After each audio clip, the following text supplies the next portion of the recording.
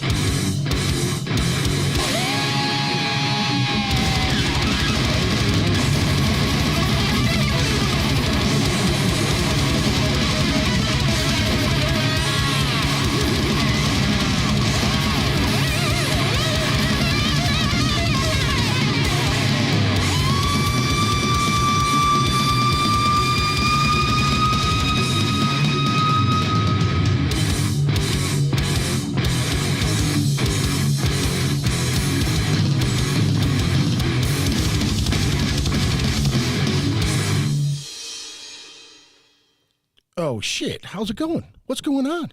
It's Friday night, and we're back at it again. I hope you all are well. I hope you had a great week, and you're not exhausted like I am and fucking sick of their job and all that other good shit, and all the people around the job, and you know how it goes when you're at a job. You just been there a long time, and you want to stab people in the face. Maybe it's just me. I don't know. Do me a favor. Check out Lowbrow Saints Tattoo Collective, 612-353-4755. If you got some ideas, you want to get some tattoo work done, or you just want to quote, shoot them an email if you want. lowbrowsaints@gmail.com, or hit them up again, 612-353-4755. Don't forget to go to ritualmadnesspodcast.com. We've got 272 episodes up on the website. I've been kind of slacking with the audio backups and all of that stuff. It's been kind of crazy. And like I said the last time, I really kind of just living and fucking around and doing my thing. So, you know, you got to live to experience things, to tell more shitty stories on the air. You know what I'm saying? So we got the Cats from Bloodgeon. What was the first song we listened to there? Silence All. And that is let me see here, off your new album, right? Getting Comfortable. Correct. I'm getting some weird ass feedback from something. Check, go 1, 2. Hello. It's probably my mic doing some weird shit.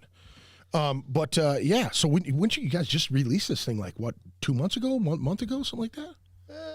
I'm horrible with time. 3 months. It's been done for better part of 2 years. So. Oh really? Yeah. Well, yes and no. Oh, I'm just getting this weird hum. Can you hear I it? can hear that now. I don't know what the fuck that's from. Just don't listen to it, man.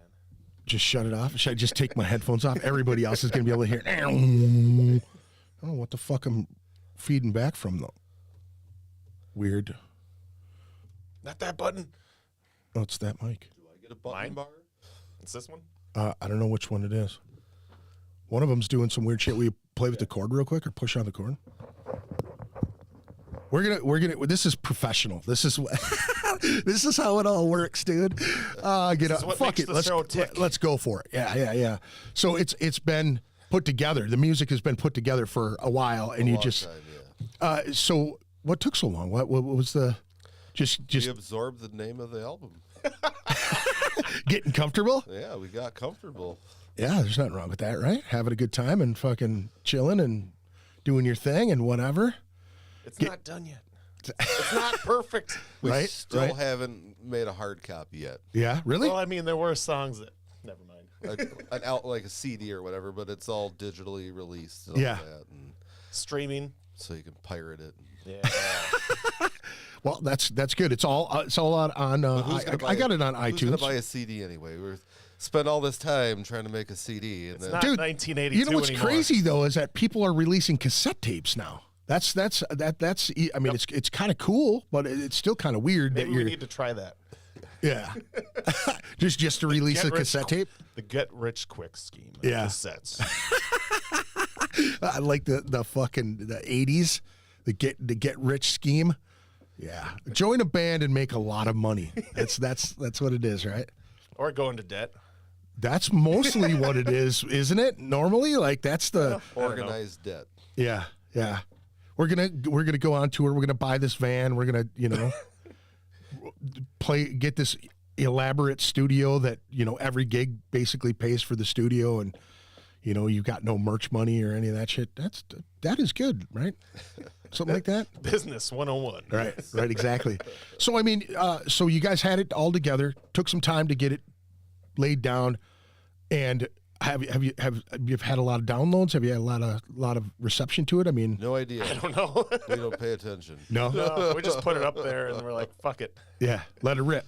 Let it rip. Now, you guys, I noticed the last time I saw you guys got a new bass player, right? Yes, sir. How long is I don't even remember the dude's name. Ben.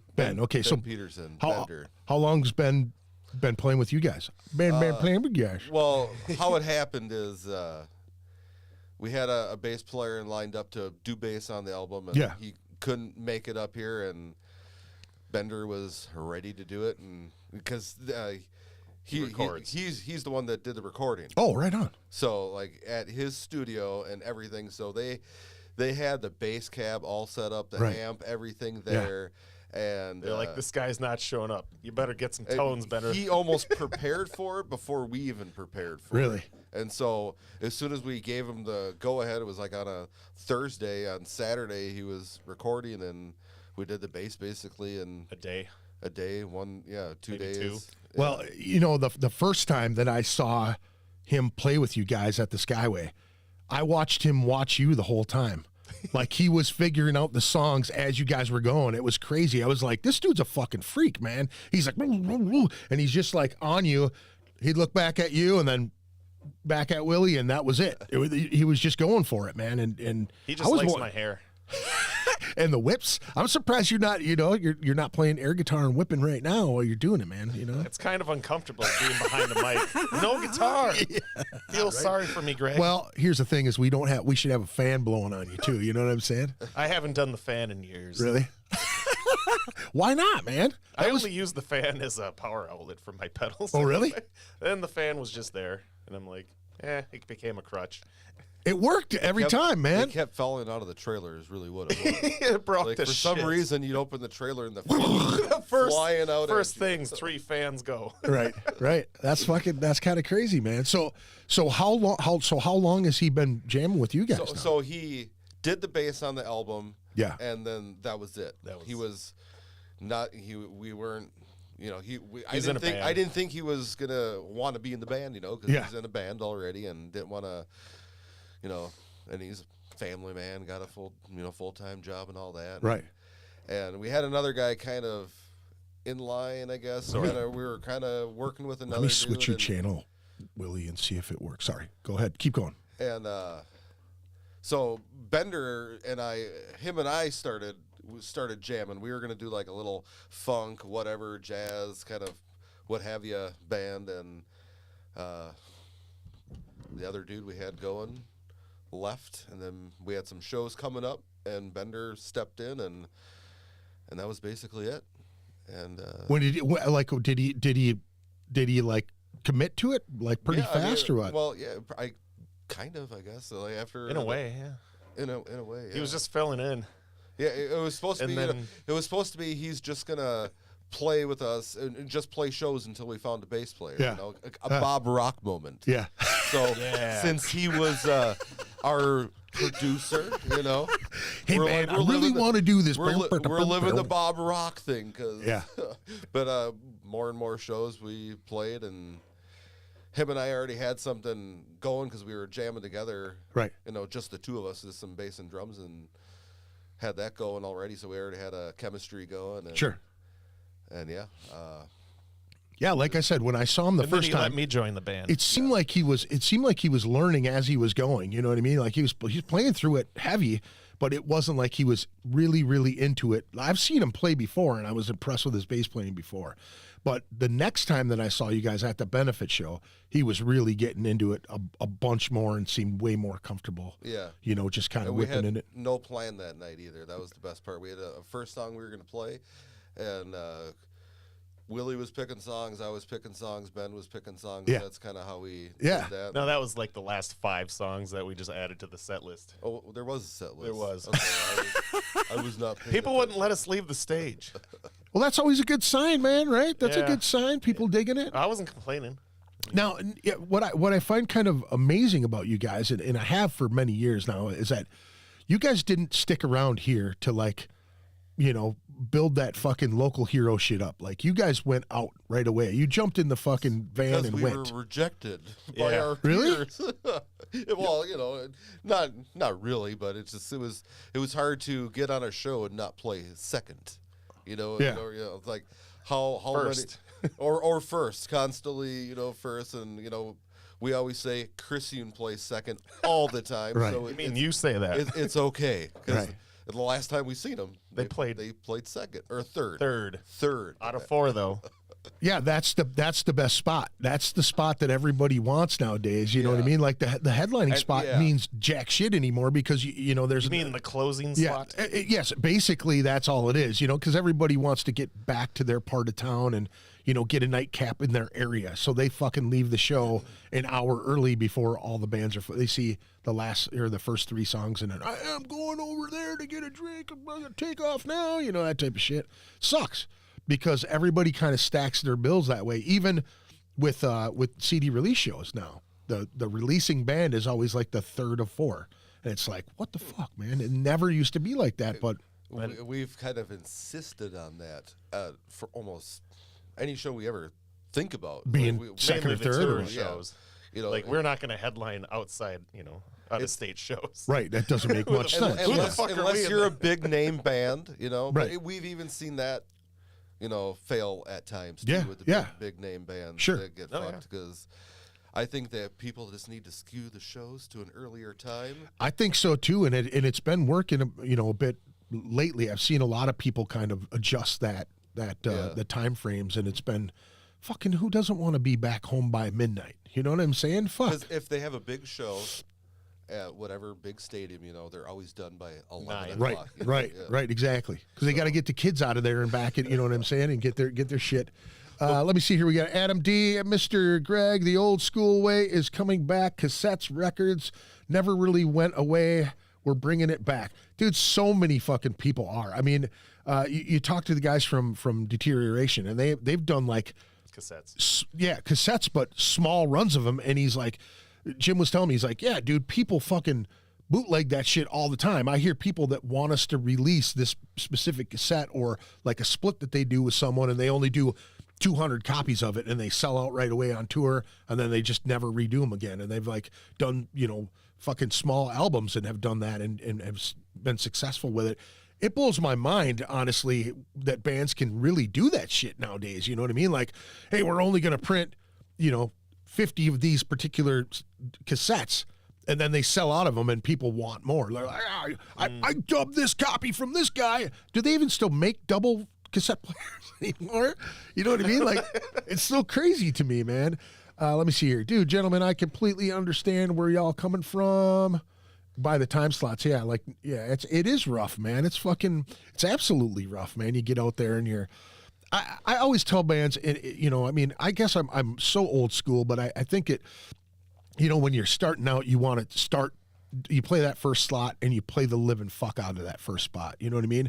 To the point where you get so tight at that first spot that the rest of the bands don't want to play after you. Then you're forced to move up. You know what I mean? Like I always see that shit and appreciate it that much more. Like when you've got that third band that just fucking knocks it out of the park and the last band's like, you see him kind of moping around like, yeah, we got to play for, looks like 20 people. And they're going, damn, that third band just kicked the shit out of us right there. You know what I mean? I love seeing that shit. Now we like the third slot. I can't remember what show we were at recently. And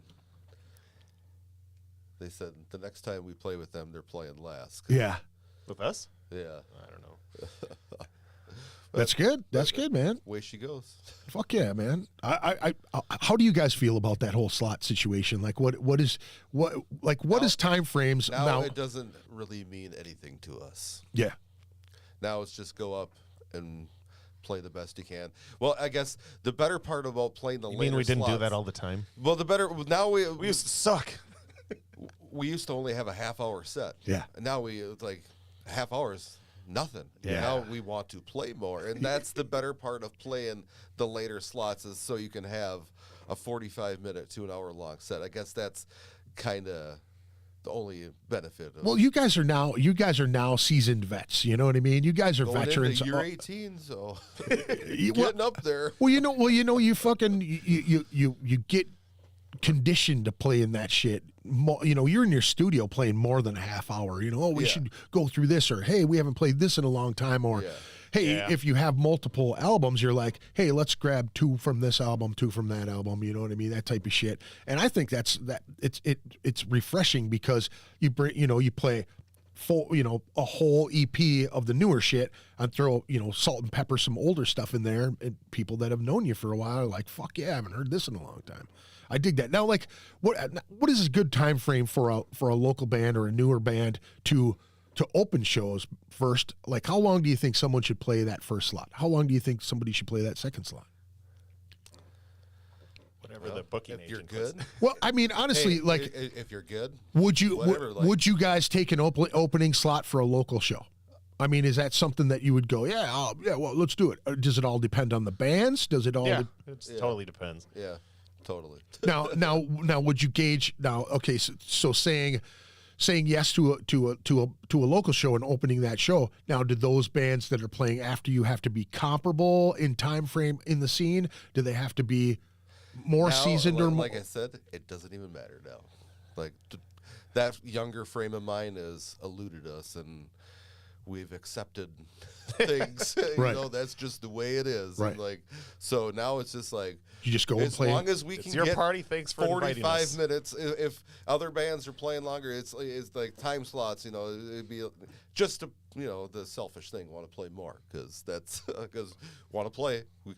If you get a show booked 3 We're months, here. you're We thinking brought about all the shit. You're thinking Yeah. about Oh shit. Yeah, man. Fucking. We took the time to get all of our Yeah. shit in this van and Want to our play. trailer. Yeah. So let's fucking. You get, got us for a 20-minute slot. It took us a half hour to drive here, 20 minutes to load up. All right, Yeah. something's unbalanced. Yeah. Right.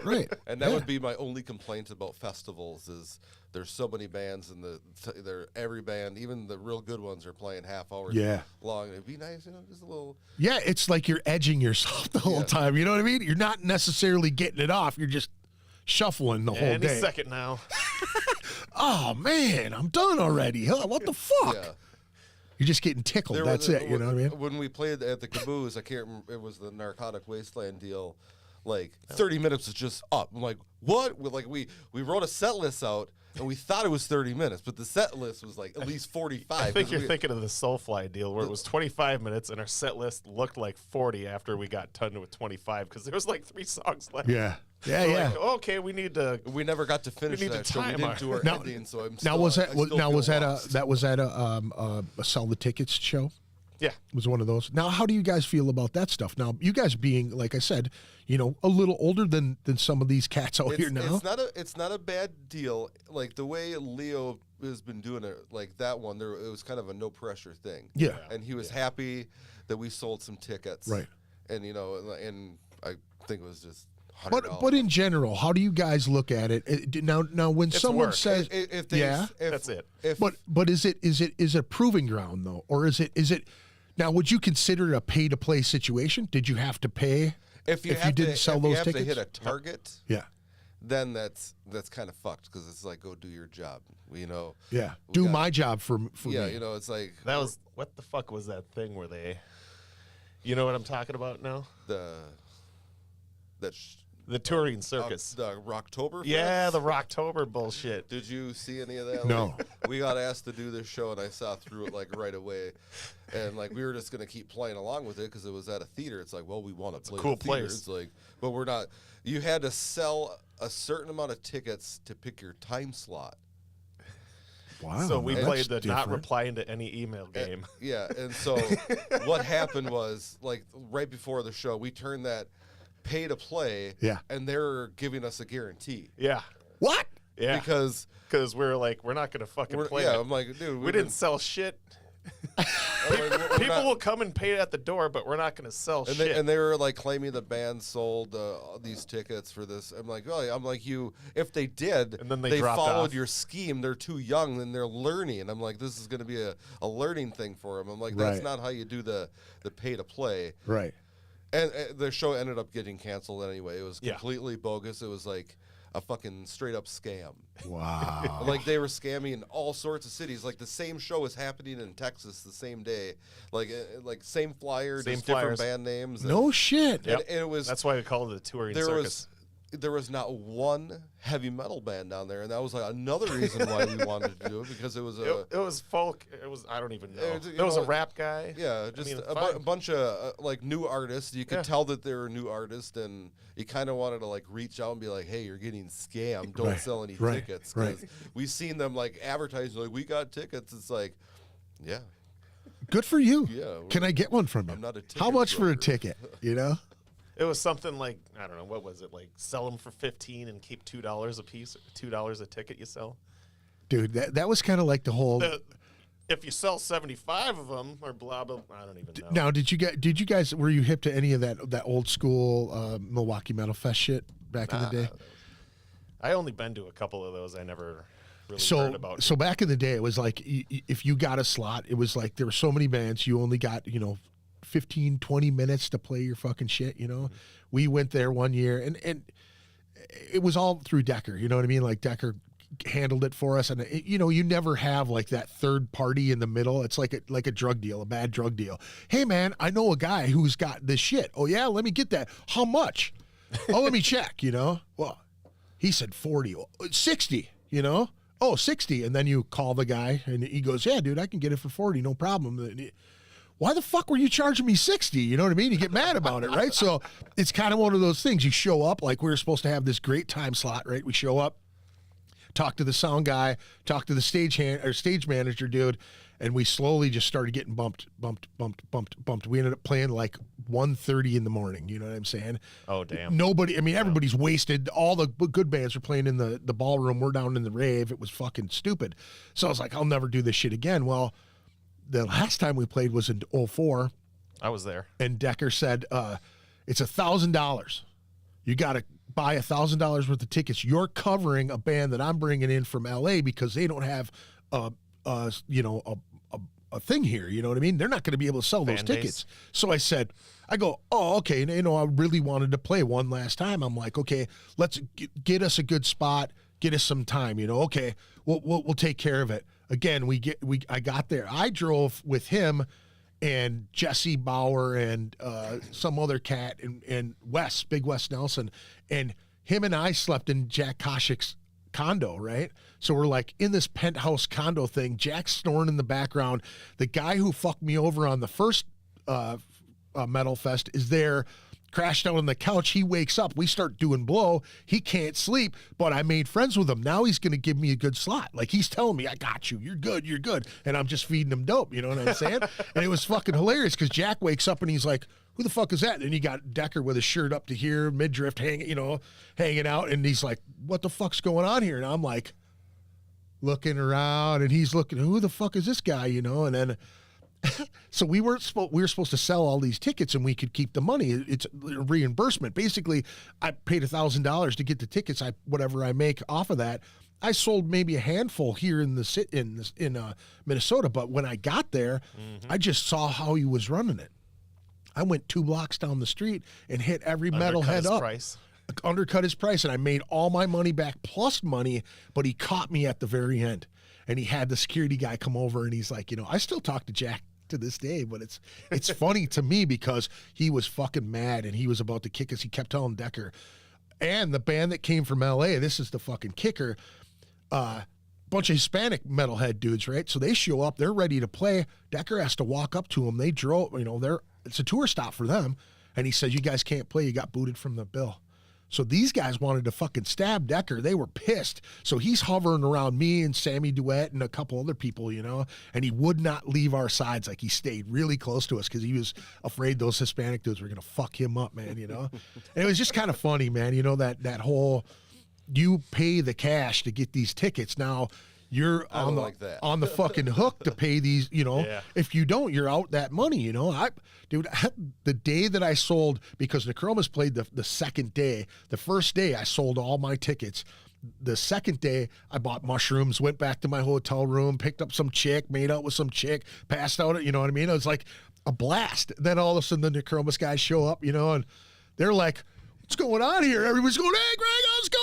Hey, this dude's... I literally almost got into a fight with some guy on the corner over some chick. I didn't even know her. She's just like, I saw this guy giving her such a hassle. It was like, just fucking leave her be, you know? And the dude was all, oh, fucking kick your ass. I was like, yeah, okay.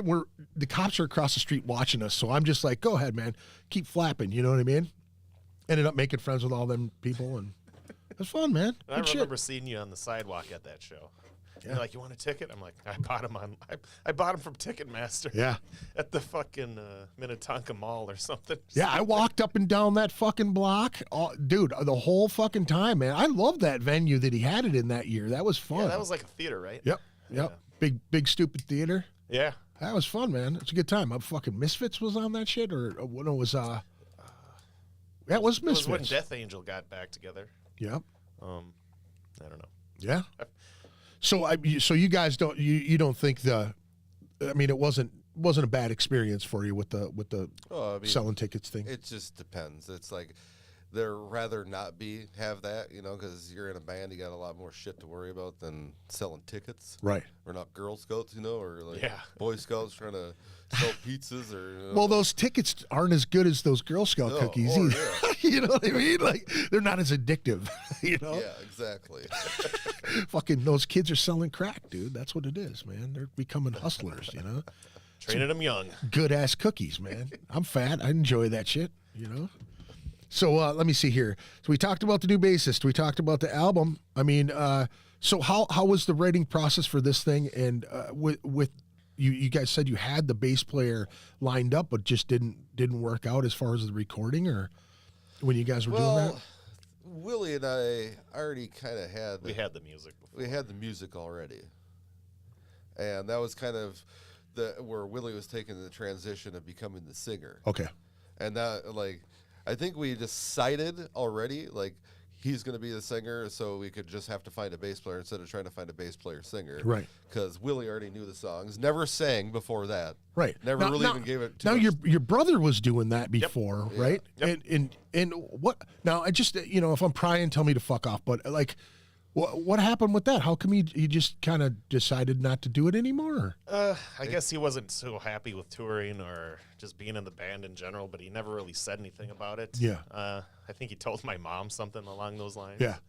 But, oh, by the way, your brother doesn't like playing in the band with you. You suck. But we were no 4 days into a 60-day tour. Yeah. and the third show, after the third show, he quit the fourth one.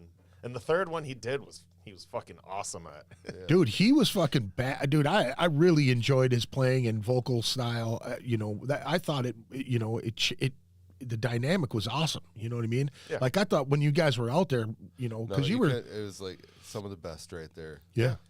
He was when the bond was great, it was great. Mm-hmm. And then when the show wasn't necessarily when he wasn't so happy, sometimes the show wasn't the greatest, but he still did his part. Right. Well, that happens, man. You can't be fucking 100 the whole time. You know what I mean? Like it's got to be difficult, man. And like I said before, that's what I appreciated about you guys. You didn't fucking say, oh, we can't get any shows out here. You know what I mean? Like you weren't kicking rocks. You were like, we're gonna get shows other fucking places. Well, basically, like we're like, oh, we never got on any national shows, and then like.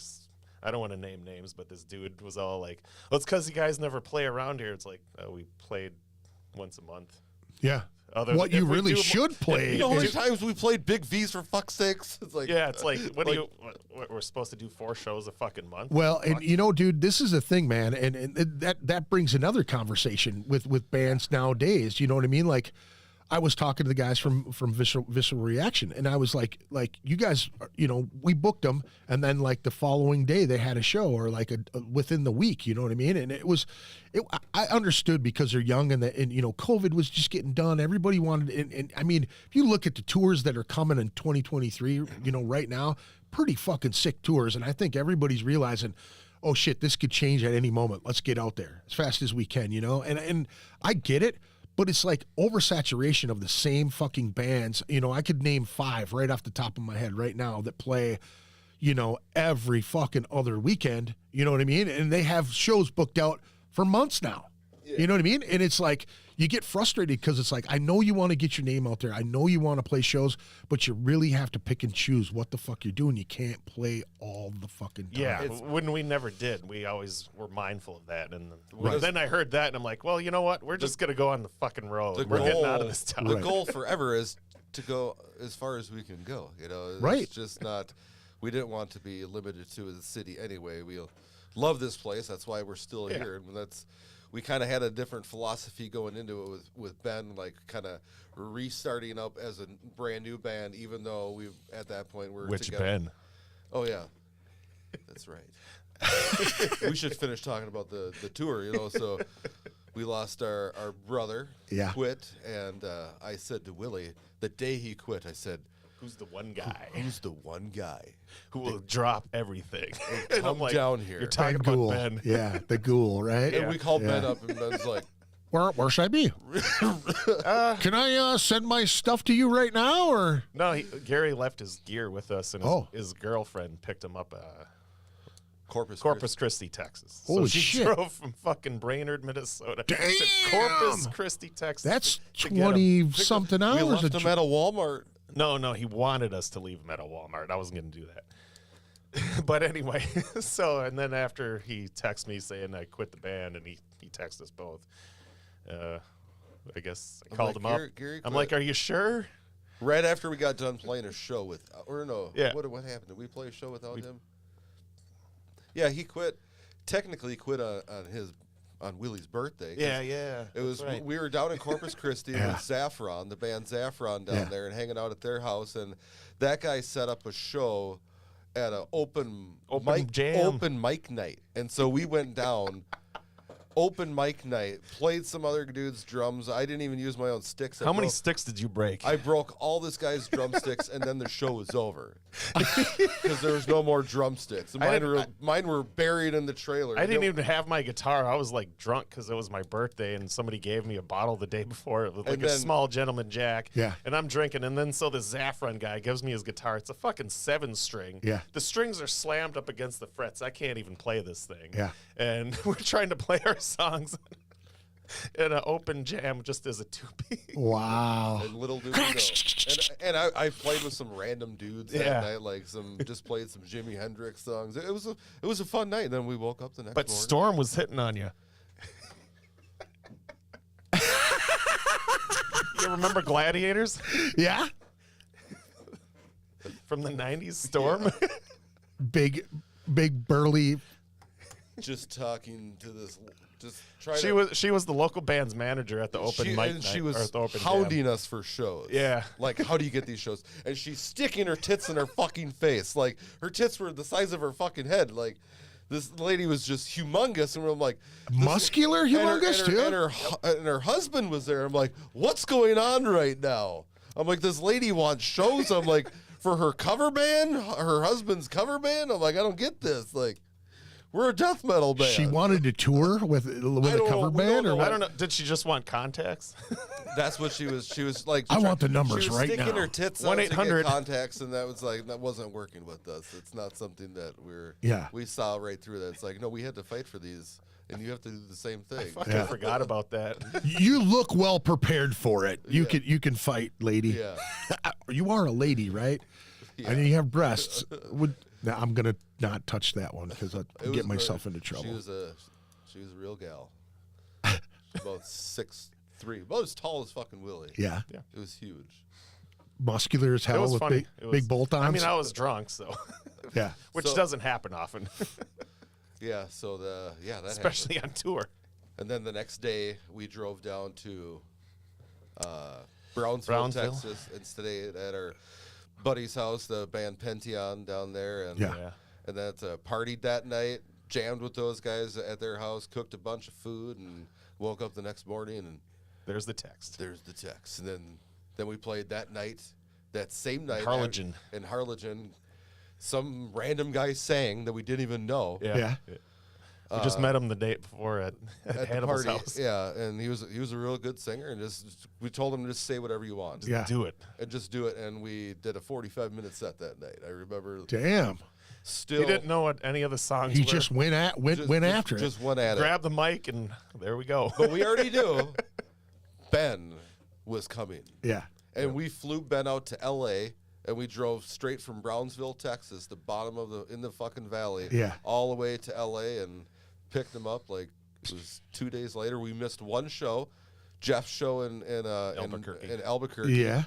And but we had two Jeff shows booked on Yeah. that same tour. Okay. Like a month later, we're like, sorry, Jeff. Jeff knew because we already played a half a dozen shows for him. Right. He knew we lost part of the Twin Towers. Yep. That's Twin what, Towers. That's what he called Willie and Gary is the Twin Towers. Yeah. He's like, a tower went down. Now I'm the biggest one in the band. Yeah. And so, yeah, fast forward 5-6 years later, then Bender's in the band. I think it was about 5 years. It took a long time to, and that was kind of the reason why it took forever to do the album. But Just trying to fucking get things together, get it all. And, you know, I've seen you on site. You know, I work full time. Willie does the same thing. He's throwing bricks around too. So it's like, you gotta make money. Yeah, fuck yeah, you do to fund keep the going. band. Yeah. We kept writing songs, and then hopefully one day we can do this as a 3-piece and write songs together instead of just the we two of were us. kind of hesitating a little bit. You Yeah, know? because we're still looking for that third person. Right. And I mean, that's a huge fucking thing. 2-man as a 3-piece. I mean, with any kind of band dynamic, and, Yeah, you know, we having the did shows wrong as a motherfucker. 2-piece. Yeah. Having the wrong fucking guy in the mix of it all. So how did you realize that you were like, I could fucking sing this shit. Let's just do it. Well, It took a while. Did it? Ben was struggling, which So was I. we couldn't get mad at him because he just Fuck. joined the fucking band, you know. And we were playing the songs, you know, perfectly for so long. Yeah. Like I did a little singing. How it started is we were gonna start the parts for Ben. We would punch him in. Right. And we got this idea. We put all the lyrics on a tablet, and we had a tablet on a microphone stand, so Ben could read the lyrics. Yeah. That way. Yeah. Yeah. And so he would just flip the page. To the next Well, song. we had a week off, and we flew him out to L.A. And then he would listen to the CD and have his headphones on and sing along and play a bass. And I was doing the same thing with my guitar, and I was trying. But when it came time to it, I could maybe get a word in. And then You're just too I'd focused lose on everything. Right. And then I don't know, the third show in, all of a sudden Ben and I were just Snapped in. yeah, I don't know how it happened. I mean, I was Synergy, man. I wasn't- Somehow you just fucking locked it in. I wasn't doing it properly. I'm surprised I still got a But voice. you could pull it off. You could pull it off. It was rough. It Yeah. was- Yeah, I mean, but so you never he- sang before. You never fucking gave it a shot or nothing. You never even tried when you were younger or anything like that? no. Really? You just were I was guitar. kind of interested in it. Gary thought I should do backing vocals, and then after a while, he thought I shouldn't or something. No, I was hesitant when he was saying I should, and then when I was like, maybe I should do it, and then he was kind of pushing back a little, Yeah. or it seemed that way. Yeah. Maybe I'm wrong, but I don't That's know. crazy. I mean, has your brother come and have you seen him? Have you guys fucking talked to him about anything? Have you is there any? A little bit, Does he not play at all? Does he not play any instruments or anymore? he's got his basses. I'm not sure if he plays at all or not. Right. But yeah, he's just living up in Brainerd. Last time I saw him in person was actually at the Vader show, in 2020 before the COVID thing. Right. But he did a show with us at the Underground.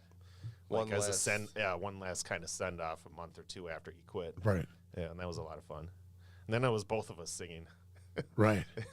That was. I think I was probably at that show. I think it was at that show. It was someone with Chris Stark. Was it Chris Stark's birthday? I was there then. Yeah. Yeah. I was there then. Yes. Yeah. For sure. Yeah. Let me see here. Playing your set and having other bands not wanting to go on after you. Bro, there is no better feeling. No disrespect to the other bands, but it's a great feeling. You know what, man?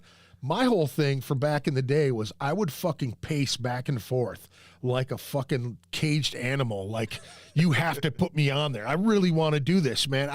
We played before.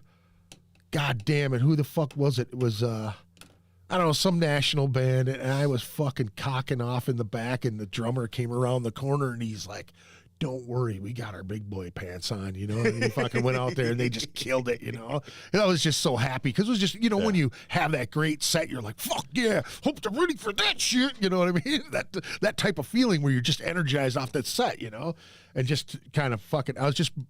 I don't normally talk shit unless I'm in the studio with the guys. Like, hey, do you remember that band? And you know, that's the only time I ever fucking talk shit about other bands. You know, back in the day when you're in a band, you know, you don't want to piss anybody off, that type of shit. Professional courtesy. Yeah, man. See here. It's death metal. What more do you want? I'm not sure where that one was from. I'm sorry. I kind of looked away from you, Adam. Congratulations on the Wolf Mask stuff, dude. I saw your a couple of your videos, man. You did really good. I'm great to see that you've grown, man, as an artist. I appreciate that about you, buddy. When you have the right people in the band, things just click and you can't explain it. It's awesome when that happens. When you're writing, it's even better too. You know what I mean? Where that you just know what the next person, what that other person's going to do. I'm sure you guys lock that shit in. You guys have been playing together for so long, like you just start blasting out a riff, and I'm sure he just comes right in. Sometimes it's the opposite. He has a drum beat, and then I go, and sometimes he hums a riff. Yeah. That's fucking awesome. A lot of humming. Dude, I love that. Go back up on the neck. Go lower, go higher. Yeah. You mean like this? No. Down a little bit more. Yes. Yeah. That was fucking awesome. That was the Necromus dynamic, you know what I mean? Because I don't play any instruments. I just fucking okay, I got that, you know what I mean? And come up with shit. But there were like, you know, when I look back at some of the stuff that I had done at the time, like there's a lot of, you know, placing of parts and, you know, different grooves and feels in there where I'm like, it's got to have that vibe to it, you know, so I can feel it, so everybody else, you know what I mean? Like you're projecting where, you know, a lot of times as a musician, you're got your hair down and you're fucking whipping shit and you're not really even paying attention to the people in front of you, you know what I'm saying? So when you're, you know, able to do that as a vocalist, I've seen, dude, when you said it feels weird to have a mic in front of your face without your guitar, I've seen guitar players try to sing as a front man, and I always think you put a guitar in their hand, they're going to be that much better as a vocalist, you know, like they need it in their hand, you know what I mean? Yeah. Like they switch it, you know, playing guitar and then they want to sing. They don't do the same at the same time. That makes sense? Yeah. I don't know. I think I get it. Sorry, I'm all Possibly. I'm all over the fucking place. So with now did Ben have hand in some of the writing, or did he just fill the parts in? Did he add? He wrote all of his bass parts. Right. I mean, like, okay. He did that, and he already knew what we wanted because we've worked with him for so long and known him for.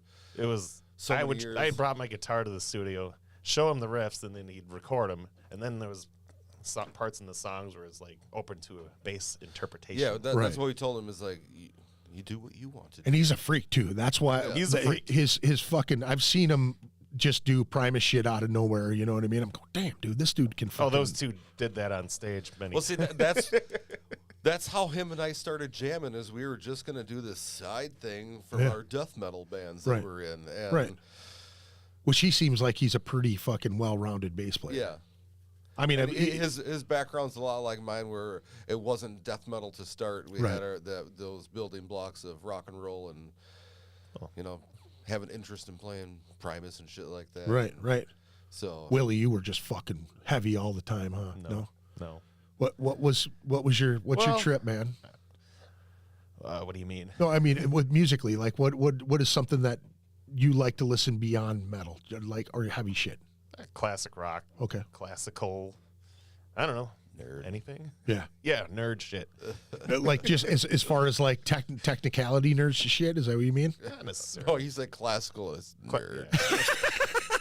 Yeah. Right. There you go. Yeah, I'm just owning it. There you go. Fuck it. Why not, man? That's the way to do it. This is the best way to put us is we're a rock and roll based death metal band. There you go. Because it's hard to, if you claim yourself as a death metal band, the expectations are going to be way high, and it's like, we know we still got lots of learning to do. Playing. I mean, do you guys feel like you do tap into some of that old school rock and roll feel? I mean, I get it, man. I'm old school like that. And as we get older, you know, it's like, you know, I can understand why some bands go a different way when they get into their 30s, 40s, right? Because it's like, you know, you can't go fucking. Well, it's fun to be able to write something that's still equally as challenging, but might not be 250 BPM. Right, know? and you know how people are though. Like they get pissed at you because you're not doing what they've are accustomed to hearing all the time. You know what I mean? It's like you're not allowed to grow as a musician. You know what I mean? Like, Yeah. yeah, Well, like when I started to get into metal, it was load and reload era Metallica. right, And then I discovered, hey, they're not a new band. right. They have this other shit. Yeah. So you did go backwards. I did. Now I think that's something that I've been appreciating about a lot of the younger folks nowadays. You know what I mean? Like, again, I go back to the Visceral Reaction cats and the Defiled Sacrament kids. Like, you talk to them and they've got a gambit of older shit too. You know what I mean? That they tap into. I love to hear that shit. You know, and it amazes me when people do that shit. Like, now did that springboard you to fucking? You just wanted to find the heaviest shit after that, I bet. No, it was kind of on accident. Well, I mean, maybe. I don't know. I bought like a Metal Maniacs magazine. Right. It had a small picture of Metallica, so I bought it. Right. And after I read the, Articles. a band like that, a blurb is a page. And then after I read the page, I looked everywhere else and I saw Destruction, so I read that thing. They mentioned Creator, Sodom, and Venom. I Right. checked that All shit thrash, out. great thrash. Yeah, that's where I went, and then I don't know. Now was Other was stuff death came. metal like something that you kind of gravitated to after you hit the Creators? And I mean, because with me, I didn't really care for the kinda- death vocals for many years. I was like, there was a lot of that, and I think the band Vader, Yeah. because I could understand the vocals. Yeah. That's kind of what drew me in, and Yeah. then also here, like Morbid Angel, yeah, Dave Vincent. You Yep. know, he was one of my favorite you vocalists. could Yeah. enunciate it. Yep, that's what I enjoyed. I have to admit, like the first times I heard, Suffocation and even Yeah, some I more hated it. more of the burp burp burp I burps, hated it. Yeah. and Obituary. Like I stole the Slowly We Rot disc or tape, and I traded it to a friend for Flotsam and Jetsam. And then after a while, I was like, oh, I got to check that Obituary out again. And I heard fucking A, I can't even think of it right now. The Chopped in Half album. What am I not thinking about the name of that fucking album? Cause of Death. Oh, okay. Cause of Death, the second one. So I heard that one, and then I went and got Slowly We Rot, and then into Suffocation, things like that. And I was like, okay, now I get it. But I was all about the thrash, fucking Nuclear Assault and Anthrax. I and all was that a shit. Venom freak. Yeah? Still am. Really? That was And Slayer. That was kind of the other band that's like the gateway into death metal. In a Yeah, way. I had a lot of friends that were into Venom, and it was just one of those bands that I didn't strike for me. I was Well, talking to I somebody got about, into them on their newer stuff. Oh, gotcha. When they like 97, Resurrection Okay. 2000, and Okay. Cast in Stone, when they were actually good musicians. right. Yeah. In the recording, you could understand it. Right, And okay. then- yeah. He showed me this Venom live DVD, and I'm like, It's- "Is this a fucking joke? Like, Yeah, what the yeah. fuck?" I'm like, "They play like shit." Yeah. But yeah, the Venom I got into was the later years where they could actually play. Right. Yeah. Right. And then I appreciated their other stuff when they couldn't, because now- you understand what they're going for. I know so many people that like really love the old Slayer album, like No Mercy or not. I mean, is that what I'm thinking? Fucking God damn it! Show My No brain's Mercy? fried. Hello, Waits. Yes. Yeah. And they talk about those early albums being great, and they really didn't know their shit very well back then. You know what I mean? Like they were learning as they were progressing with it, and then you get to the good albums, I do like Hell Awaits, but it just never grabbed me like the later albums. You know what I mean? I Like, get it. I mean, Rain and Blood and South of Seasons Heaven, in the those Abyss, Souls of those Heaven. those three albums were like pinnacle for me at that time. You know what I mean? But I would go back to even the older Testament stuff, and I just didn't care for it. Before New Order, I was just kind of. I think what do they have, one or two albums before that, or just one?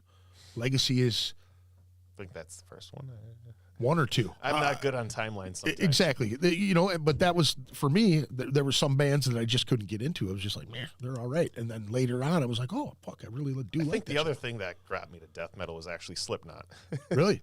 I still like Slipknot and like Static X. But, Sure.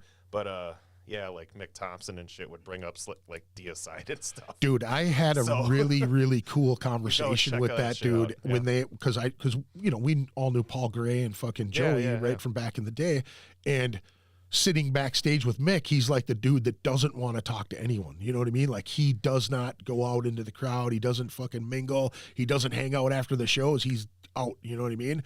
And when you're talking to him, he's cool as fucking shit. But he showed me a guitar that they ruined at one of the fucking float rate festivals. It was a hot rodded guitar from the guitar player from the old Deicide guitar player, right? Oh, and Eric O'Brien? it was like hot rodded out, and it was worth, I think he said like $3,000, $4,000, a really nice guitar. But the dude did not go back to the custom shop to get it after it was all hot rodded out. So he ended up buying it, and he's like, this was my prized possession. When they fucked it up, they were throwing mud at the fucking show, and it hit him right in the pickups, dude, and it wouldn't work, and he was mad. You could see him on stage, and he's fucking going to the guitar tech like, fucking fix this thing. When we're backstage, he brought that guitar back there and set it down, and dude, he was so fucking mad. He's a big dude too. He's probably your height, but just massive dude. Massive fucking dude. And he was so mad about that Deicide guitar getting fucked up, but it had the pentagram inlays in it and all that crazy shit. Just an evil looking fucking piece. I think it was a BC Rich. I want to say it was a BC Rich. Had that wicked body, that fucking pointy ass body. He was playing those like when I saw them in 2001. That seems to be like the magic years, 2001. Right. With like live Pantera and Slipknot and like Right. even Deus. All these bands were just killing it that year. Right. And some of them, a lot of them. Were you at you were at the Deicide show? What did you think of Glenn that night? He was good. I thought he fucking played a lot better than I'd seen him many. I've seen Deicide a fucking ton of times, and I thought he did fantastic. I was like, he was on point, where I've seen him where he's just, not even in it, where he just seemed like he was fucking angry again, Looked good. Yeah. And that with the guitar player, what he played in the first band or some shit. I think second I band. might have missed the first band. Might have been the second band. I don't know. I'm Was fucking it kind of Cataclysm? lost. Were they the second band? They were the third band, I think. Okay. Yeah, I missed somebody. Okay, what do you say, gentlemen? What was your favorite state to play in, and how were the shows in Texas? Well, favorite state's Texas. Texas the shows and are Texas. fucking awesome. Yeah, Just probably You could because spend there's- 3 weeks there. Yeah. because you just fucking go in a circle. And And, there's so many Laredo, all the border towns, El Yeah. Paso, then you The got Valley. How you're talking earlier, we were talking Brownsville and Harlingen and McAllen right there, Corpus. Corpus Christi. and, yeah, good turnouts, Austin. good fucking People are crowds. just so crowds humble are down there. crazy. So nice. What's that? The crowds are great. Really? They They love it. They have mosh pit gangs. Yeah. That go like in Dallas. Wait, back up. What'd you say The now? mosh The mosh pit gang. So Like these It's mosh something pit like that. crews Yeah. that show up in mosh pit against each other. Yeah. And- Something weird. I don't understand. But totally. but it didn't matter because everybody was active as fuck. yeah, So, so they were just throwing down the whole fucking Yeah. time. Yeah. They didn't want the other. Was it like a breakdance crew? But what? I don't know the politics of it, but yeah, there's something weird. Like, How do you win oh, that competition? These guys wearing the red, they're really pitty. And they're like, yeah, they're in the pit gang. We're like, the what? the pit gang. That was like, So did they have a blue team too, or a I think green there, team, there or? might have been something. We're too nice in Minnesota to do anything like that. That's so crazy, dude. And what part of Texas was this? That was Arlington, so Arlington. Dallas, Fort Worth. That Wow. show was in Arlington, but Texas. Is There you go, man. Head to Texas. That's what these guys are saying. You Yeah. can get it done. Farts and boogers. Hey, that's pretty good, Craig. Pretty good. Did you get your work done today? Did you make your wood walls over the pipes today? You fucking goofball. One of the guys I work with, I dropped off some shit to him today. I didn't expect it. They came in. You got to go to St. Paul. What do I got to go to St. Paul for? Craig Rose is over there, fucking doing some shit. Drop him off some shit. the which? St. Paul Hotel, Okay. the one across from the Excel, the one that burnt down. You knew that, right? Maybe. The bums burned the fucking building down. I don't know. They almost had it completely built. Oh, yeah, Like we were 2 weeks or 3 weeks away from getting out of there, and they fucking burned that shit to the ground. They were in there lighting fires in the fucking thing and the whole structure. There was like ashes across the bridge in up on Smith Street Bridge. There, the ashes all the way up that way. Jeez. Yeah, they're saying the fucking cinders were flying high, dude. Yeah, kind of crazy, man. So Totally. now, do you guys have tour plans coming up here? I mean, 2023 seems like the time to. Fall. We'll keep people posted on that. Like gotta get some shit in order. And Yeah. We got a lot of Weekend Warrior shit coming though. Yeah. Well, that's good, man. I mean, fuck you. You can't go. You know, and that's a. Now I wanted to ask you guys now. For a young band that wants to get out there and do things, how miserable is it to jump in a van with a couple cats? Awesome. It's awesome. There's nothing wrong with it. Anybody that complains about it, it's Pussies. some people All aren't of cut out for the road. That's basically it right there. It's either you want to be there or you don't want to be there. Yeah. It's all for the sake of playing the show. That's why you do it. That's why you have fucking 12 hours of nothing, because there's really nothing to do Yeah. from when you wake up until you play, and that's it's still fine. I mean, we found places to go. Yeah. So Met a lot of cool people, I'm sure. stayed at a lot of Walmarts, stayed at a lot of Fresh Donuts, like, Yeah. A lot of parks. a lot of parks. Just crashed in the van, and that was it. Yeah, the last tour we went on, that was 60 some odd days. Like, we didn't get one hotel. It was Yeah, either not one. staying at some friends' houses here and there that we knew. Otherwise, it was Walmarts. just in the van, and How were the showers, dude? Did you go to truck stops? Did you go? I mean, whatever. we figured out how to take whore baths. The bird bath? literally, even with my long hair, it was okay. A gallon of water could just go in like this. Shampoo, conditioner combination. Yeah. Also, swim trunks, Yes. That baby was wipes. Swim. Play every single show in swim trunks. That was my philosophy. That's how I did it. Yeah. Because you never have to. You can wash your laundry in the sink. That's fantastic. Well, you know, it's a haul, man. You gotta be in it, man. It sounds like now out of those 60 days, how many of those were you like, fuck? Never. Not once. Even when we lost a band member, we're Yeah. like, what are we gonna do to continue? How do we fix this? Because we were not gonna quit the tour. That was like. You know how many people will be turning, pissing off? And all we these didn't. promoters. We didn't have a booking agent, and I booked all Yeah. those shows. Yeah. Right. And He's got it was- skin it in the was- game. it was- Now, let me ask you this. Now, how hard was it for you to get? I mean, how long have you guys been doing it before you could actually book a fucking solid run when you're doing 60 days? Because I know you didn't start doing 60 days. It was. I think about 3 tours. What was the first tour? Like The 2 weeks? First tour was 2 weeks, and we had a hotel Like every 6 night. shows? And we found ourselves sitting in the van in the parking lot. Like we were like, why are we in a hotel? Well, we have a hotel room. Why are we in the van? But we would just sit in the van and sit there and talk. And like, Couldn't explain it. couldn't explain it. We're like, whoa, this. Like, what is this? And it was a free hotel room because my dad was driving bus across country at that time, and he had all these points that he would never use, and we were So he'd staying just give it to you. at Best Westerns, like a nice hotel. Nice ones, yeah, Nice yeah. hotels. that was the only tour we were able to do that because we burned it all up. Well, now how was it for now? Were you guys had fucking full-time jobs? You saved the money to get on the road. And I mean, basically, this is how it is. I'm going to be going on tour from this time to this time, and I'll be back. We'll see you later. yeah, that's it. That's it. Thumbs up or thumbs down? Can I do that or not? And the first time I said it, I didn't know what they were going to say, and they're like, "That is so awesome!" And they were hardcore Christian people, and like they had no idea that I was in a death metal band and Yeah. playing devil worshiping music. And Not really, but you know that's how Nah. everybody looks at it anyway. You know what I mean? That's the So- stereotype. So is that the You stuff? don't ask. So is it Five Finger Death Punch heavy or is it fucking Metallica heavy? No, it's heavier than I that. usually- What? I There usually- is actually heavier than that. I say, like, I'll just say you know who Bruce Slayer. Springsteen. You know who Slayer is?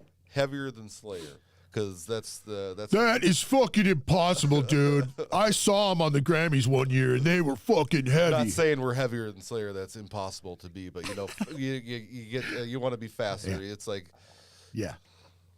the musicians understand. So now that you know, I mean, okay. So did you stack your bankroll? Did you put stuff in the Well, bank? I mean, you got to plan for it. I mean, that's. Merch wise, how were you guys stacked for merch when you went out on your first we run? get as much as we possibly could. Now, Afford much it. meaning multiple designs, meaning Yeah. like, Eventually. we still have all the same designs of 6 years ago. That's another thing we lack in, because switching it up. we're just not art guys, So it's just like that's why our new album is just nothing but photos we took. There's no artwork because it's just photos. Because We also wanted to do it different than Yeah, everybody and- else. Yeah. we're trying to make the new album look like a Stevie Ray Vaughan album. It's like Or use the Aerosmith pump as an example because we did the black and white photo and it's the car and a boat. It's and the anti-concept album. Right. Yeah. There's nothing wrong with that, man. You got to switch it up So sometimes. you're saying there's still a concept with an anti-concept? Yeah. What? So, I mean, I'm just kind of trying to get an idea to like give people an idea out there what they would need to do or like expect to do. I mean, because obviously you traveled around a little while and then you met a lot of people, right? You Yeah, it fucking was 5 years straight, and like guys like you, if we didn't have a contact, we knew like the NYDM. That's when we realized how vast and how powerful and how cool the NYDM would be. Like when we were meeting people. God, I'm gonna snip at that right there, just It's so. the truth. It's the truth though. Like when you were meeting people in Reno, like and getting We need shows, royalties, you Greg. know, like it was the Make it annual, like the Yeah. first annual we Yeah. played here. We'll be honest. That was we like thought an it was out-of-state nothing. show at home. Yeah. Yeah, because people from Well, if, Oklahoma and shit saw Yeah. us.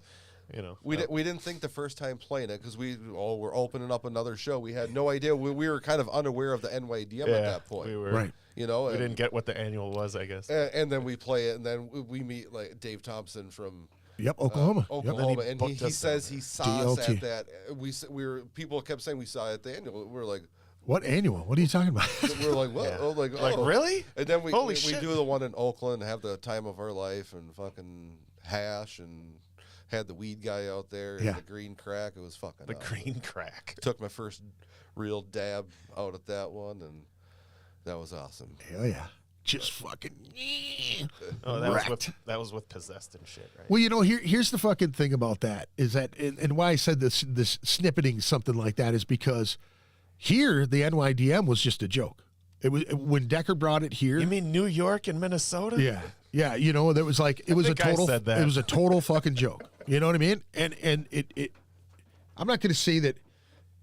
I think the people that I associated with when I came back into it, because I was given a patch, like that's how it was done back in the day. It was like all these cats who knew all these other cats that either toured or they were at shows, and they would see them as they would go through the tours. You know what I mean? So then they started locking friends, and then chapters would pop up like, hey, dude, do you want to join this? If you get 6 guys, we'll give you a set of patches, and then you build it from there, and this is kind of the structure. Like, it was a fucking joke here. Everybody made fun of it. And the only reason that I wanted to get back into it was because before Don Decker passed away, he reached out to me. We didn't talk for like 6 years. You know what I mean? I didn't want anything to do with the motherfucker.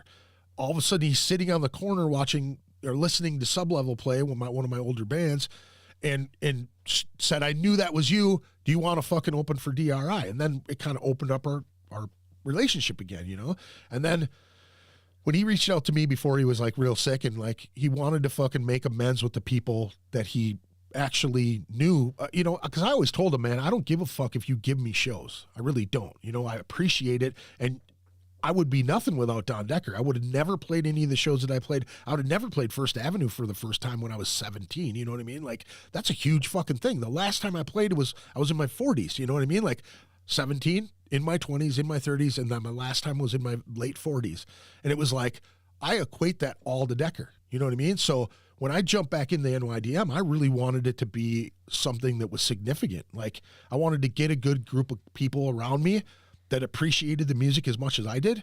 And then when I started to meet those people at the annual and you start to talk to those folks and they're just like you are, they're into this extreme of this type of metal or this, this much thrash, and then it goes that much further deeper. You know what I mean? It's like everything you can imagine as a kid walking into a record store, looking at a cover and going, that's probably pretty cool. All those dudes have experienced that. And when I experienced it, I was like, this is actually a significant thing. Like, the NYDM has been through so many different changes. And so, Jeff Becerra quit, 2 years ago because of drama that happened in New York. You know what I mean? This is like unknown unless you're inside the club. You'll hear murmurs of it, but it's not, people like Jeff started his own chapter or his own club. You know what I mean? So it's like the Church of Jeff. I don't know. You know what I mean? But it's 7 like churches. Yeah. But it's like, we can all coexist. I mean, there's bad blood between some of these people now, you know what I mean? Years on, but I think it's amazing, and I've always felt that way, that people don't utilize that as much as they could, because when you're out on the road and you realize, oh shit, somebody saw me at a show that some, you know what I mean? Like, you got plopped in the middle of all of the guys like us, you know what I mean? Like the dudes like Decker who are in their state, they're the guy that talked to in the state. That seems like they all gravitated together at one point in the NYDM, you know? And I always looked at it like that. I always thought, man, a band could really, really fucking do well just connecting with those people. And I mean, it was perfect. Yeah, Got paid. mostly. Yeah, mostly. Well, you Got know. fed, There was- mostly. Only 2 people that really didn't, but Yeah. don't worry. Oh, that didn't end up paying you, or like, Yeah, well, everybody always asks. So, like Jesse from Incinerate once asked me, how many times did you guys get fucked? Like 0, maybe twice in 6-7 years.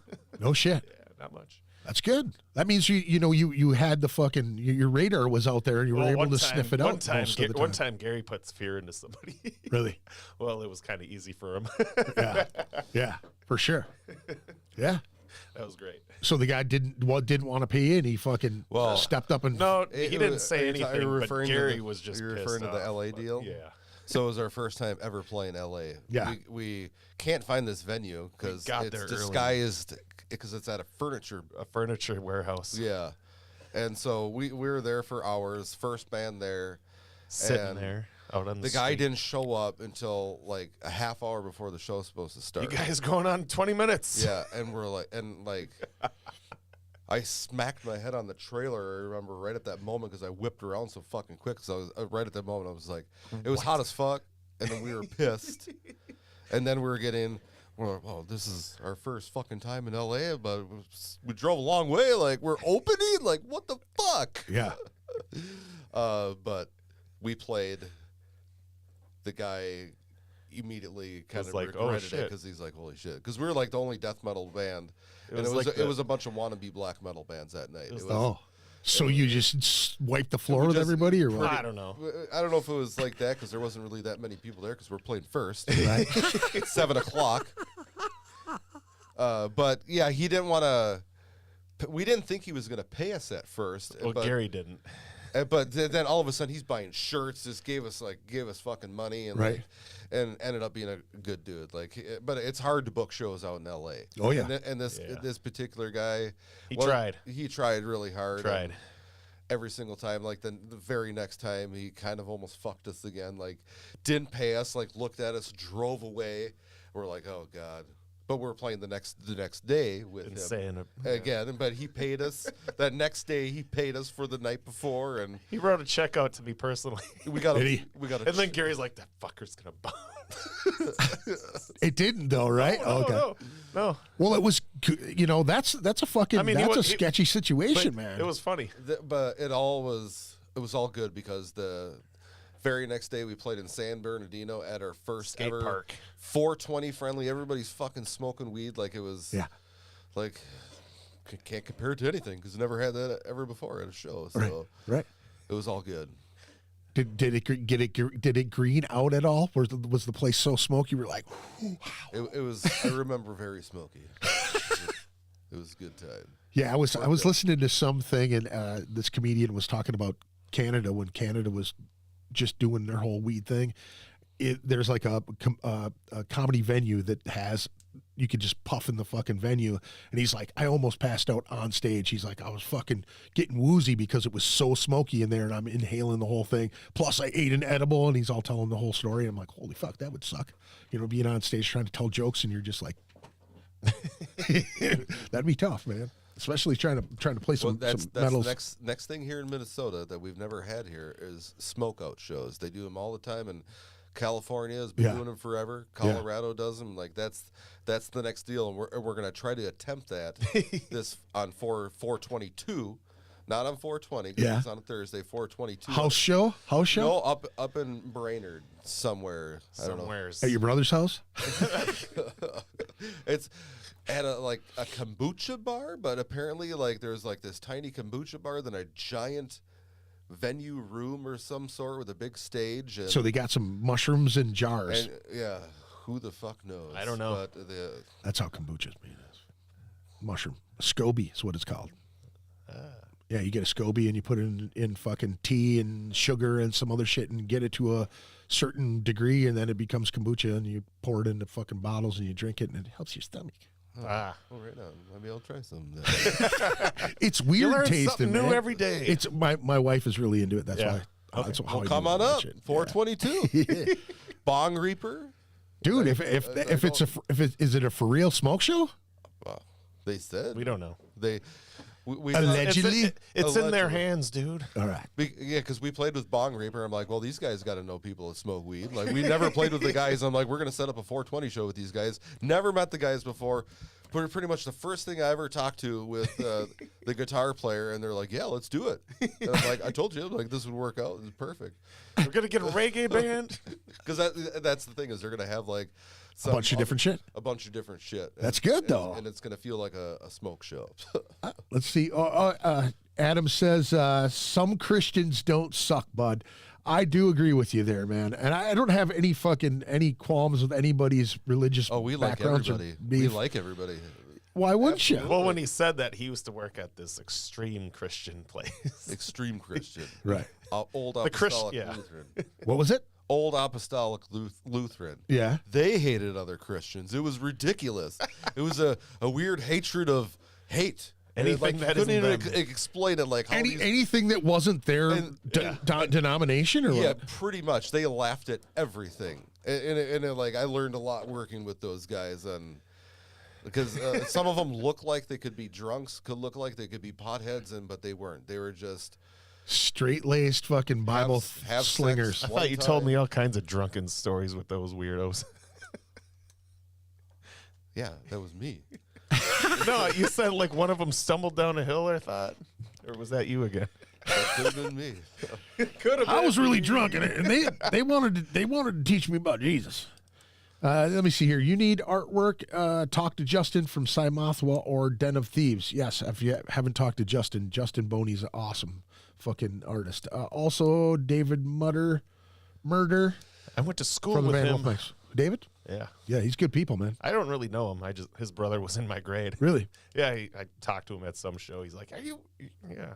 Absolute recognized sweetheart me of or a dude. something. He's Okay. an absolute sweetheart of a guy, man. It was just weird. Small. Him, I'm him like, and his gal Corb are sweet people. They're really good people. it's just like, I never meet anybody that knows where Watertown is, Right? Right? especially in the metal scene. Right. And then he was from there. That's crazy, man. Yeah. Small fucking world, dude. Totally. Small fucking world. Yeah, I agree with you, dude. Justin is a fucking amazing artist. I always recommend him. Hey, does that name already come up? I think like years ago. Cymothwa? Or am I thinking Justin? am I thinking a different Justin? I don't know. Bass player? Justin's bass player? Killer ass bass player? I don't know who you're talking about. I don't know. So I wanted to kind of ask you how you guys are feeling now that you're putting yourself back into the music scene here. How are you feeling? Are you feeling more? Better than ever. I mean, more receptive. People are more receptive to the band. Or do you feel like people are asking you to be on more shit, or Everything kind of feels different It is. post COVID? COVID. Yeah. Yeah. It really does. Post-COVID. Like how people. Doesn't it sound so fucking ridiculous? It sounds so It's ridiculous bringing to South Park into my head. me. Right? But like I'll use that last show, that benefit show. It's like that was a good group of bands. Like, and that was Yeah. like the first time talking to all the bands being cool with each other, because that's try to make friends, and some bands don't want to talk. Like, That's cool too. that's cool. I hate it. I hate that shit. It's like people, you get stuck in. I mean, dude, when I was fucking 18, I had that I'm heavier than everybody else attitude. You know what I mean? Like you wanted to be the heaviest band around, and the most satanic or whatever the fuck it is. You know what I mean? And now I just laugh at people because you're cutting yourself off when you're not making, alliances with people. You know what I mean? Or like. You never know what's going to come around the corner, or who knows who in Oklahoma, or you know what I'm saying? Like those opportunities do arise, and you just have to be in the moment to get to seize that opportunity. You know what I mean? You can't be reserved. How the fuck are you going to be in a band and not be able to talk to other people or want to network with other bands? Like, you know what I mean? I would be like, hey, I'm from Bloodgeon. Fucking come on, let's go. You know, let's play another fucking show together. You know, Wait a minute. I Wait would- a minute. You're in Bloodgeon? No, That's cool, man. I would be. I know. You know, but that's the thing, dude. You know what I'm saying? Like, fucking, why do people do that? It's so ridiculous to me, man. You know? It's Some people are shy. It's a Maybe. arrogant musician. There's that. Yeah, there's lots of that too. Yeah. And I It's guess kinda that's weird kind of like the main sometimes. thing is like you want to talk shop, talk gear and shit like that, and everybody, not everybody. There's Now, when you guys got here, you said you're the same guys that were at the other studio before years back when we did the podcast. yes, for a little bit. So when it comes to gear, have you guys changed your gear up? Have you changed up any of your more. sound stuff? Got more gear. I Yeah. bought a different guitar. So it's not the same guitar, I still have the other one, Right. but yeah, and We don't sell shit. We keep it forever. right? Nothing wrong with I've it. sold some shit. Well, yeah, he sells shit. I don't sell shit. I sold shit one time. and I bought it in regret Denver, so yeah. Now, what kind of rig you playing through nowadays?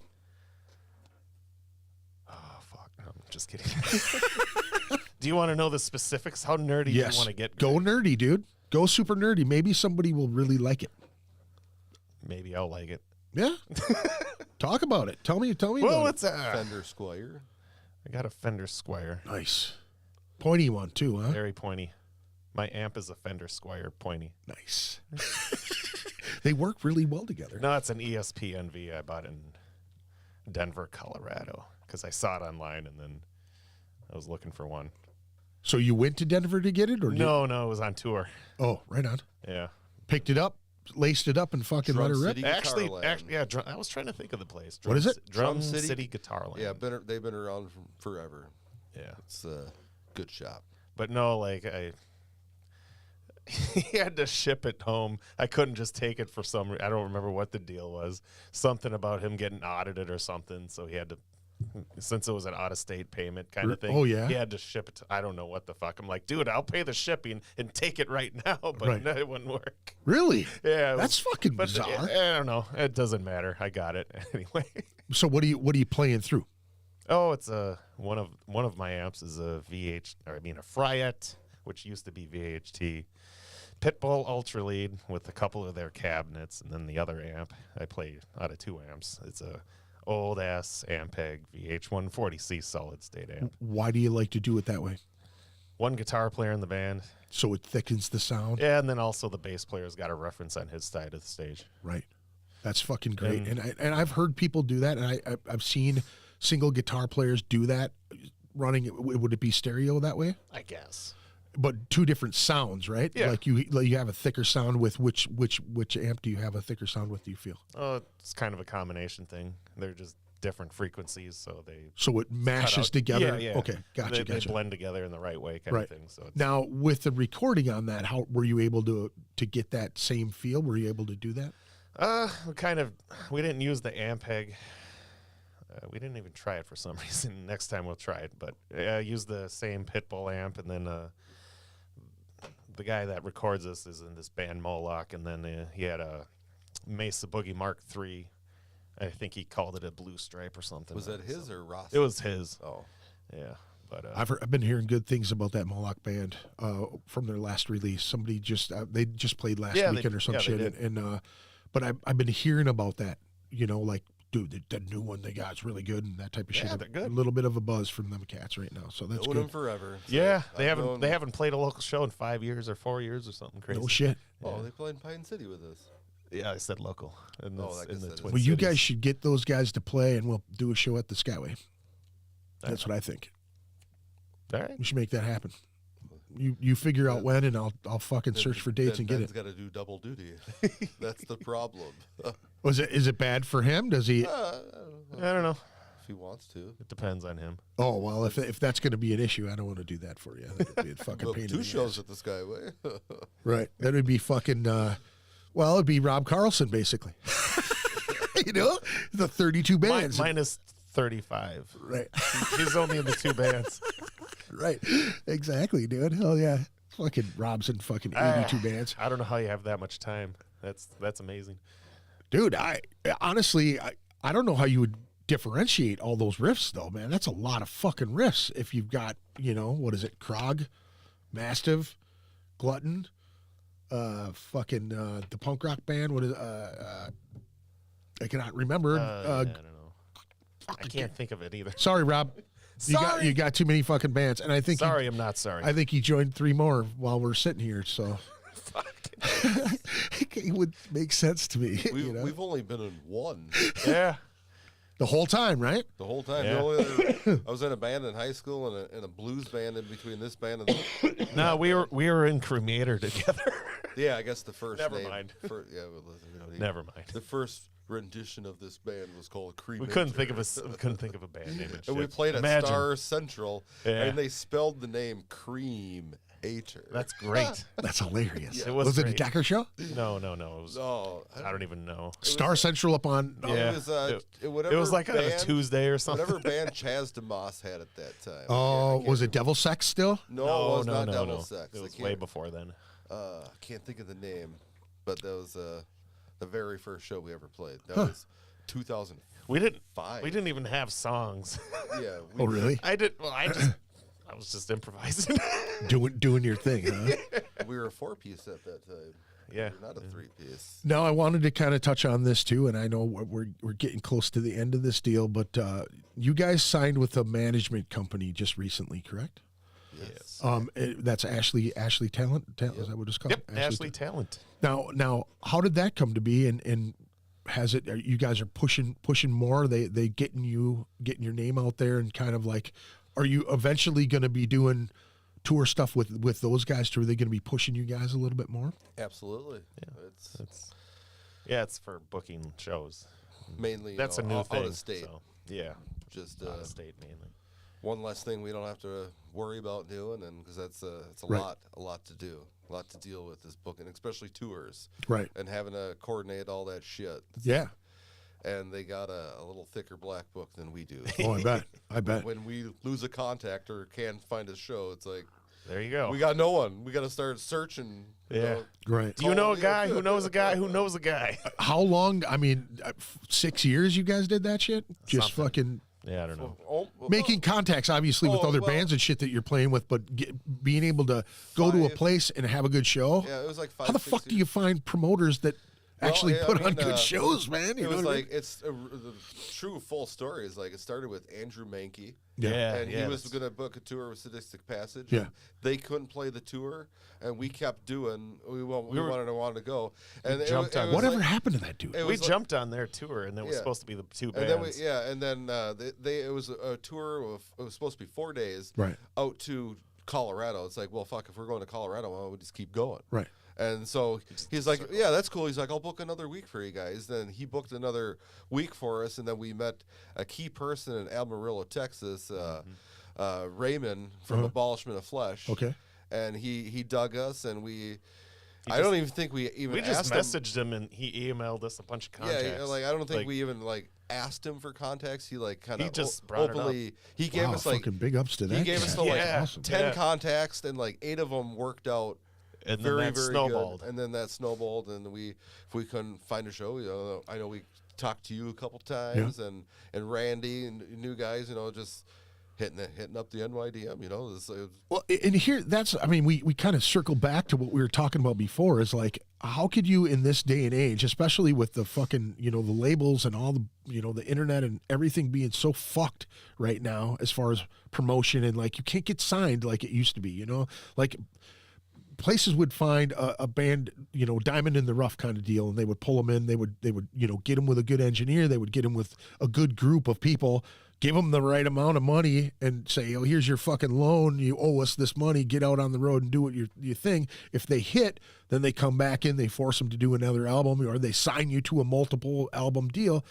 How in the fuck can you not be out there after every single show trying to make contacts with people? You know what I mean? Like, that doesn't make sense to me. If you're serious about wanting to do this, and you dig a band and you contact them and they go, "Oh, hey, by the way, if you want to do this, here's fucking a list of contacts to get." You know what I mean? Like, that's a fucking windfall right there. You know what I mean? That's like opening a chest of gold. Like, oh yeah, woo! Golds and diamonds and shit. You know what I mean? Like, that's Make it pretty. rain. That's fucking pretty sick, man. To be able to get hooked up with that. It doesn't happen like that often if you're not out there trying to do it. And that's for the younger bands, that's what you got to do. Or any band, it doesn't matter how old you are. You just got to. Right. If you want to do it, you'll figure out a way. Yeah. I mean, and a lot of people, I hope, through the podcast that I've done here and the bands that I've had on here that have had that experience, you know what I mean? I've only done Weekend Warrior shit.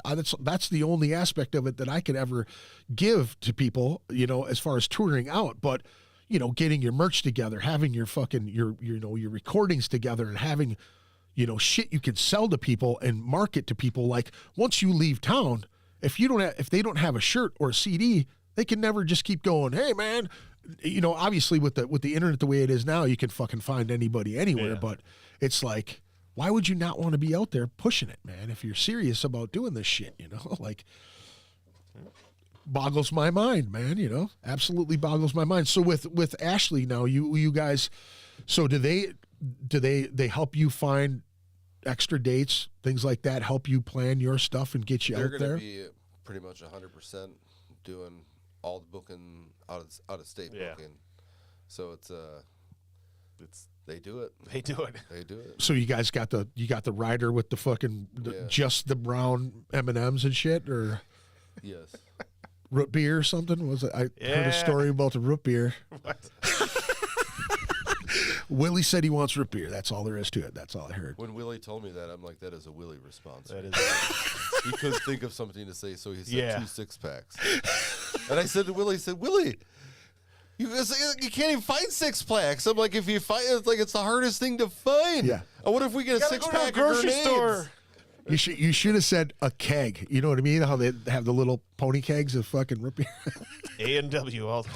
Hell yeah, dude. There's nothing wrong with a good root beer. No, I can appreciate well, it. We don't drink on the road either because that's like a number one We're the opposite money saver right there. We're the opposite of the stereotype. We know, let's put it this way: we know when to get drunk on the road. We have it planned out. Like, oh, we're getting drunk this night. Yeah.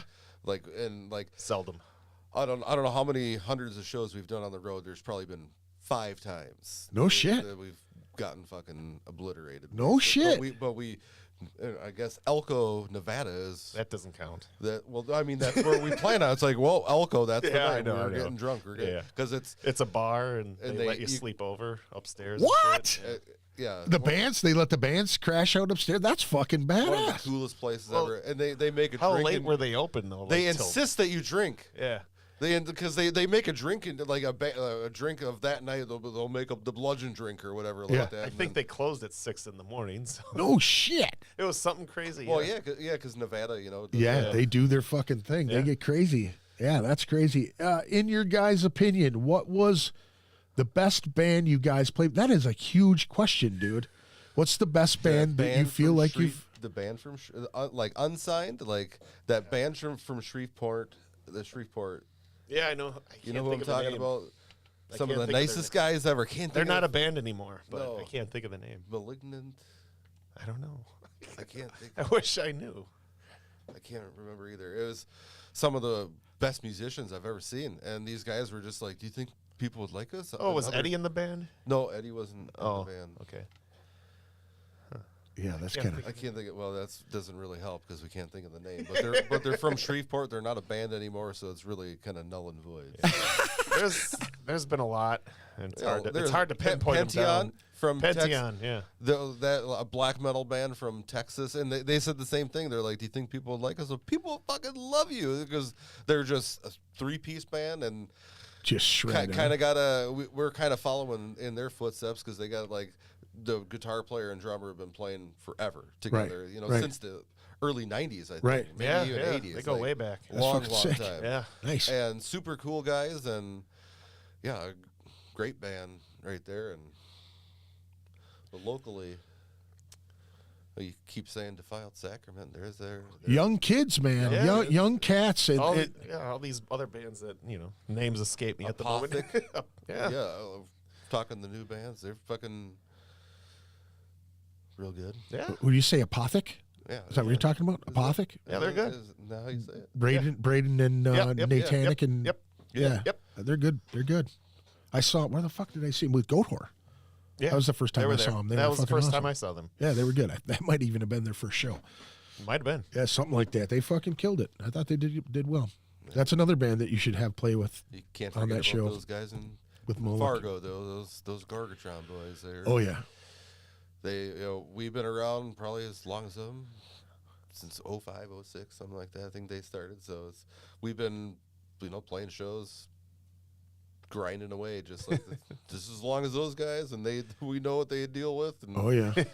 Yeah. Well, I mean, they've spawned off into other cool ass bands too, like Rottenness and fucking. Yeah. I think there's like 2 other ones, isn't there? Rottenness and one other one. I Maybe. might be wrong. I don't know. Yeah, those are solid fucking musicians. Good dudes, man. Yeah. Hardworking dudes. They just get out there and smash it out too, man. That's badass. Eat pizza and watch wrestling. I like to see Wrestling. see those guys fucking do well, man. They've been doing it a long fucking time. It's great to see you guys still chugging away at it. And so the Weekend Warrior stuff is where it's at for right now, and then you're gonna build up Yeah, and that's the get back plan. out there. That is the plan. Ben's down for that too. Is he excited to do some of that shit or what? Yeah, when he can. Yeah, that's Fuck yeah. it's the hard convincing thing to, hey, leave your family, let's go play some music. But being an original band, I was saying this to Willie earlier, it's an investment. Yeah. It's like an investment that's going to keep costing money, and eventually you might make some money. It might be good, but you never know. But that's the Well, I look at Jesse Watson from Incinerate. He's been doing this for fucking ever. I think Yeah. we're roughly around the same. I mean, I'm not playing anymore, but we're roughly around the same length of time. You know what I mean? And he has done fucking some cool shit. You know what I mean? Overseas shit and cool shit, and it's Played great the to see mountains him. of Switzerland for It's fuck's it's sake. great to see him doing that after, you know what I mean, basically being shunned here. Yeah. Like nobody Imagine gave the dude love, man. getting shunned here and then going out on the road. And I know. imagine. Well, that's that's what I thought was so crazy about Anal Blast too.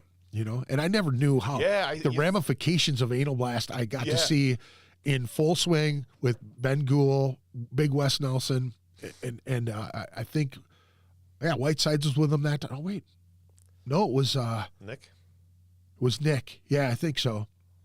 And in 04 when we played with them in LA at the Knitting Factory, they had just released an album. And they like took some old stuff and put it on. Maybe it was Obesity 2.0 or some shit. Some old shit they released with new shit. We went on tour with them for a couple dates, and to see people in LA absolutely go fucking berserk for Anal Blast, and you're just sitting there and you're looking around going, how the fuck does everybody know these guys? Like, there's people singing their shit to them. And Deckard was nonstop with that shit, man. He was out there doing that shit and being he wasn't just a pillar here. He was out all over the fucking place, man.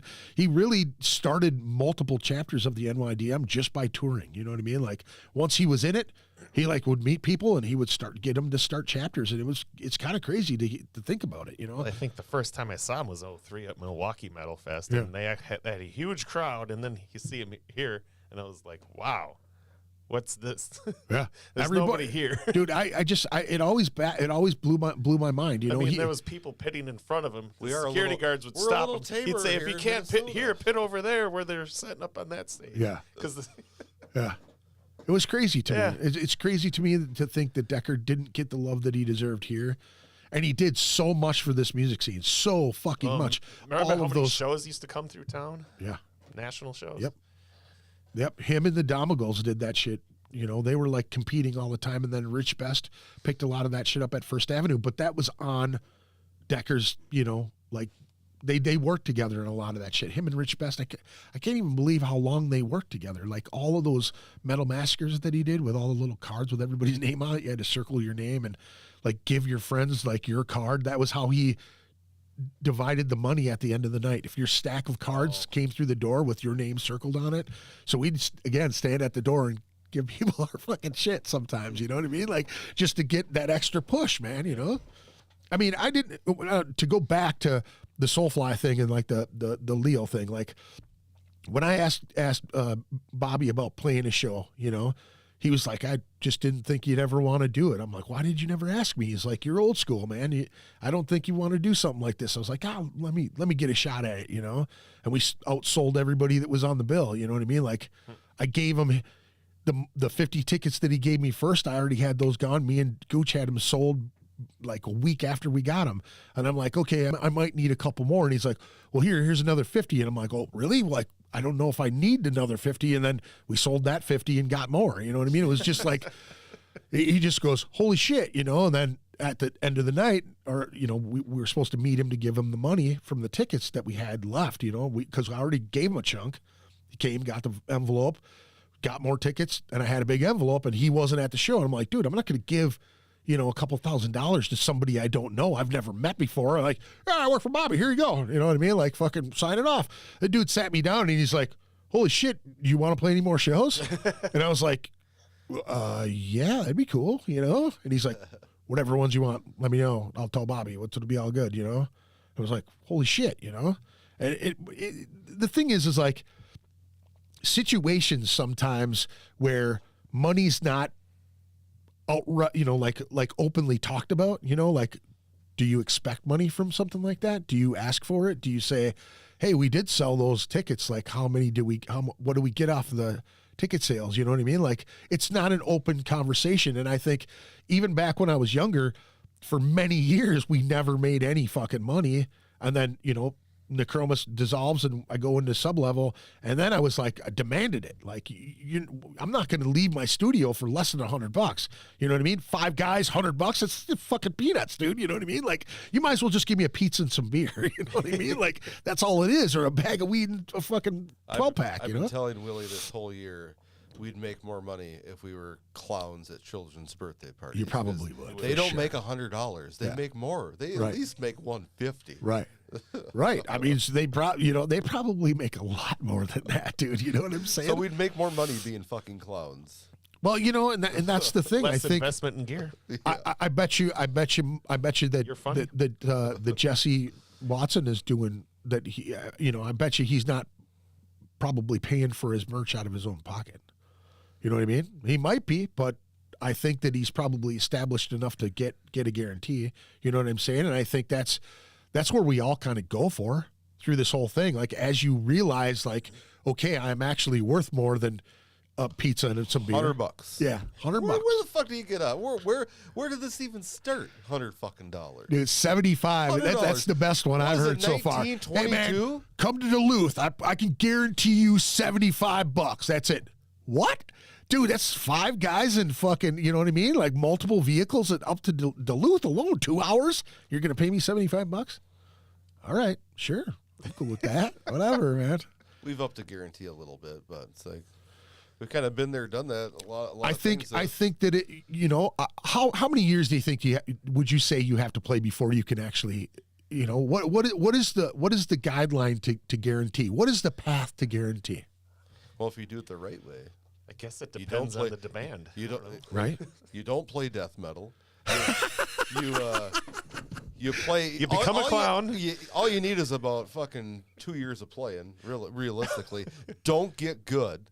Don't get a big head on trying to be good. Be as shitty as possible, and you will think you're awesome, and you will make money. Have an image. There's a lot of that. Well, that's what it is, man. It's like even in the heavy metal game, the biggest bands in the heavy metal game we laugh at because we're like, "Are you serious? Like that's some shit." Ghost, but. It has I still haven't heard them. It has the has the Raffi effect where people can follow it. That's why country's so big, because people can understand it. Their brains can process it, and they're not it's singing. I can't understand it. Oh, I can't, dude. That's. I'm gonna murder people when I hear country. I literally was at work and one guy switched the channel, and I was just like, "Fucking, why? Why are you playing this shit?" You know what I mean? It's not even good country. What do you mean? There's no good stories anymore. Oh, this guy fucking his pickup truck and sitting on the back of it, and come on, baby, everything's Daddy had cancer, a can of beer, a pickup truck, dude. Applebee's. Really? No shit, Applebee's. Going down Applebee's, and then the fucking mix the rap in there too, dude. Things that you can relate to. That's why it's so big. Yeah. Whatever. Yeah, dog shit. They don't do anything good things. I'm just gonna sit and shit on country the whole time. Well, dude, I appreciate you guys coming in, man. You guys, it's fucking great to talk to you. Yeah, thank you, Greg. I want you guys to do fucking amazing. You guys have been doing this long enough. I love fucking seeing you guys. With the new bass player, I feel like it's just solidified a bit more. You know what I mean? I like the sound. I like the direction you guys are going with it. I like the tune that we played. I've got one more to end it out, and I think we're going to do the title track, I believe. Title track. Getting comfortable. Now this is it a Pickup truck. Well, there isn't. It's actually a muscle car and a boat. So Yep, That is true. That is my boat, and that is his car. that's so awesome to mix the two, though. You know what I mean? Because I What? painted- Wait. it's just- What do people think when you pull up to the launch with that motherfucker? Well, now it has one single Slayer sticker on the side, and that's all I needed. I don't need anything boat. else that gets the point across. Yeah. You see a black boat coming across the lake, and it says Slayer on the side. That's all. And you know, you could see that shit from like super. If you're a metalhead and you see that S Yeah. with the, you know what I mean? You're like, yeah, and just see someone, hey man, hold your beer up and fucking Slayer. You know, People have yelled it. Really? People That's have yelled out on fucking Tonka, Slayer. driving through a channel, hear some rich kid Slayer. yeah, Like, yeah, right on. that's badass. Dude. Go back to your Didn't play your realize country. I'm wearing the shirt. Nice. I found this on the floor when I saw Woo! this. Smells good. No, That'll I mean, I work. literally found it underneath the mosh pit at the Slayer show. Really? It was brand new. Yeah, That's fucking awesome. like 20 years ago. That's killer. It's too big, but it's cool. That's my shirt. I lost it. No, you sold your Venom shirt for $30 to that guy Was that show? at a Venom. No, not at this one. You know what? It would be funny is somebody just No, he magically literally saw. sold the shirt off his back to this guy that wanted his shirt. No shit. It was a black metal shirt, but the Venom shirt. He Yeah. started singing me lyrics, and I'm like, I just got the shirt, man. Like, I'm still learning Venom. I don't know any of the lyrics. This guy's like trying to connect with me, and I'm like, just like, Yeah. I'm What like- you said, bro. I want to buy this shirt. He's like, no, I go. He's like, he gave me. I paid $20. He gave me $50. I went and bought a Slayer Slayer shirt for $30 and had $20. There you go. Yeah. That's a fucking good deal right there. You know what I mean? That's a solid fucking deal. Going up to the merch table with no shirt on was hilarious. Oh, it's not that I uncommon. told the lady, I sold my shirt. I need a shirt. Did she look at you like you're fucking nuts? She didn't Yeah. believe you, did she? Probably not. That's fucking hilarious. Just another drunk guy. Adam D says, it was awesome to see you guys and hear you guys. I hope my band can play with you guys on a show. His new band is Wolf Mask, so that'll be actually really cool to see. I'd like to hear Greg on a new track. I would too, Craig. I think I would like to cameo on something sometime. I've actually put the feelers out there and told people I would do some shit with them, but I've had people approach and it wasn't the right thing, so I said, fuck it. Can you sing like Queensryche? Fuck yeah. All right. I'm on it, dude. I'll do it right when we're done. I'll show you. I believe it. Well, again, thank you guys for coming on, man. I wish you guys all the best. Do you have any shows coming up that you want to pump or anything like that? Next one is April 1st, the Deterioration. April Fools. 20 shit. years at the 20-year anniversary. The for- Caboose, right? Yeah, the Kaboosh. Yep. Fuck yeah. Kadoosh. A lot of bands coming out from out of town. So Oh, Nakai, too. Nakai's on that one. Have you played with those guys? Those guys are fucking awesome. Dude, watch that drummer. You'll be like, damn, the dude's real heavy. right on. Yeah, he played some banana-ass fucking looking drum set last time, but he's just like, it's fucking going crazy, dude. Banana He ass, that's what he he looked does. he Perfect looked for him. He looked like he was a tweaker, like when he was playing, is chewing his tongue, like doing this weird tongue thing. And I was like, is this dude fucking whacked out? You know, when I talked to him outside, he was stone cold. He was like drinking hams or some shit. You know what I mean? Like hanging out, whatever that fucking hipster beer is nowadays, Pabst or Hams or whatever. But they were an awesome band. Nakai's very cool. So Cool. check those guys out. Will do. What is the date on that? You know? April 1st. April 1st. You said that. April Fool's Day. I should know that already. And I think that's the only current local show we have booked. And there won't be, like we were talking earlier, it'll be 3 months, 2 months in between local shows, unless something big pops up, Right. Yeah.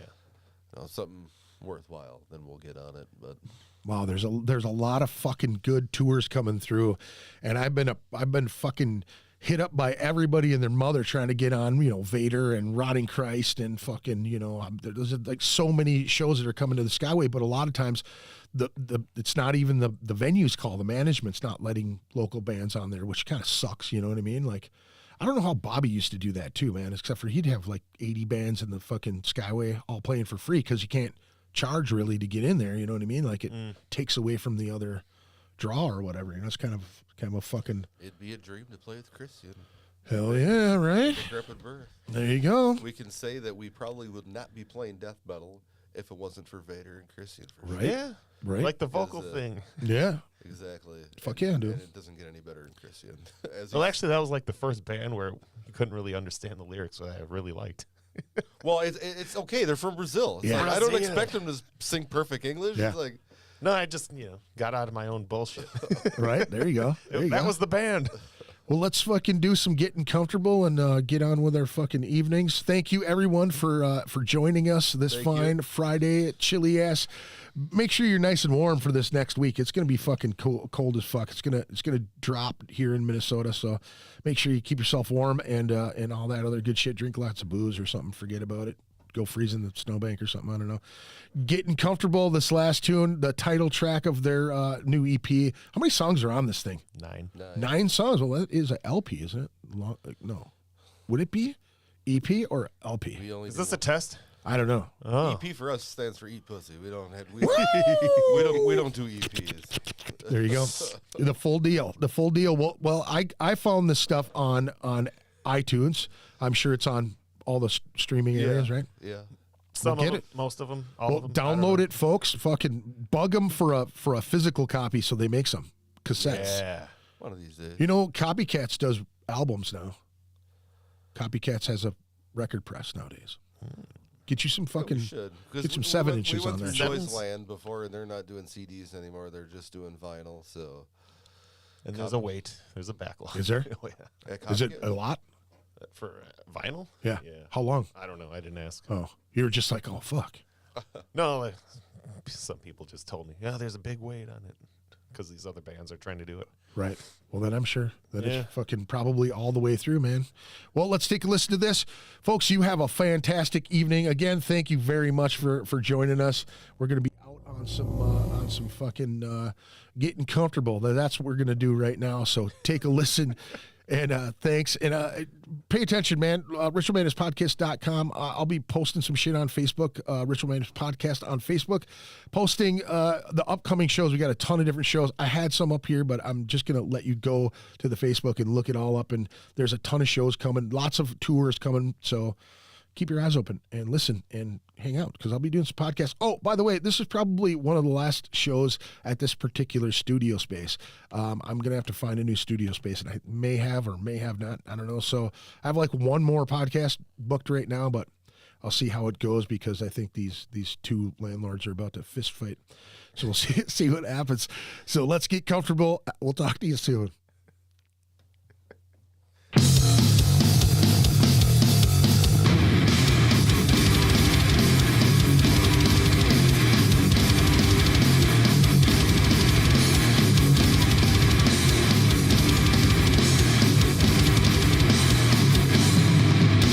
Always hear me. We'll fight the way. See the pain. That condition. Breaking down. Breaking in.